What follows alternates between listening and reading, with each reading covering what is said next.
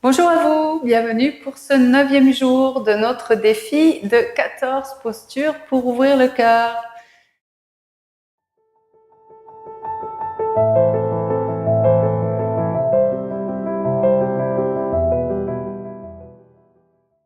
Je suis Sophie Aubert, guide de reconnexion à soi. J'accompagne les personnes à se révéler elles-mêmes et à s'aimer pleinement.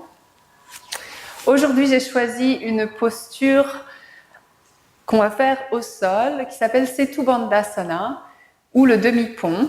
Peut-être vous connaissez si vous faites du yoga. Donc c'est une posture qui assouplit et tonifie les muscles du haut du dos, qui va bien sûr ouvrir la poitrine et le cœur.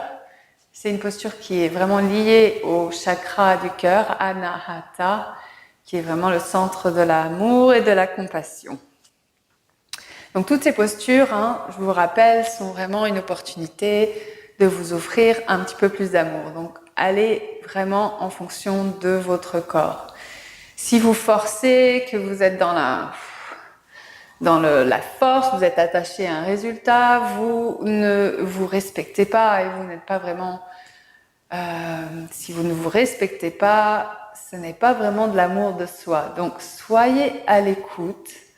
Oubliez ce que vous aimeriez pouvoir accomplir.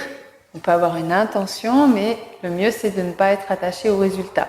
De profiter pleinement de ce qui est là dans le moment, de ce que vous vivez dans le moment, et c'est là où vous allez prendre le plus de plaisir. Pour moi, le yoga, c'est pas un exercice de compétition, c'est vraiment une pratique pour se faire du bien et prendre soin de soi.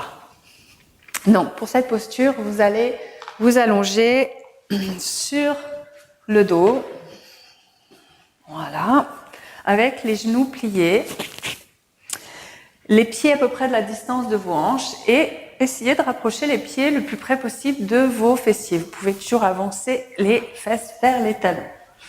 Voilà. Les bras vont être le long du corps et vous allez, sur l'inspire, pousser dans vos pieds et dans vos bras et basculer le bassin.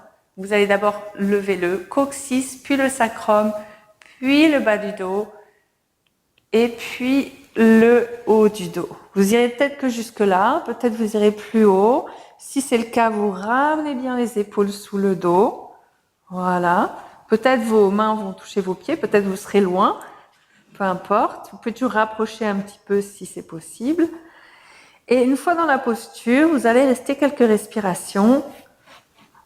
Voilà. Et vous allez voir votre abdomen qui se remplit sur l'inspire et qui se vide sur l'expire. Donc c'est une bonne manière de rester connecté à votre respiration. Inspire et expire. Donc sur l'inspire, vous prenez appui qui vous permet peut-être d'aller un petit peu plus haut.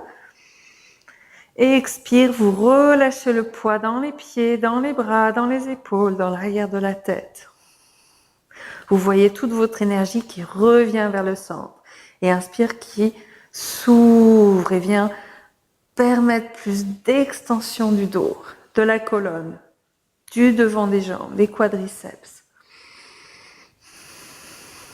Quand vous sentez que ça suffit pour vous, vous relâchez bien vos épaules si elles étaient sous le dos et vous allez dérouler sur l'expire avec la respiration et en reposant vertèbre par vertèbre dans le sol jusqu'à avoir le sacrum bien à plat dans le sol.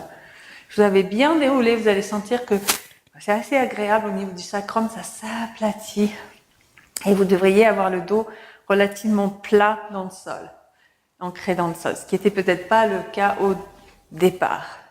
Vous pouvez la refaire plusieurs fois. Je vous recommande de la faire 2-3 fois. Si vous sentez que ça suffit, vous restez avec une fois. Vous faites en fonction de vous. C'est aussi une pratique qui vous aide à vous responsabiliser et à être autonome dans la durée dans laquelle vous restez dans une posture et aussi jusqu'où vous allez. Donc, je vous remercie de votre présence aujourd'hui. N'hésitez pas à partager ce défi. Il est encore temps. Et puis de toute façon, même si les personnes s'inscrivent après le départ de ce défi, elles recevront de toute façon les 14 postures.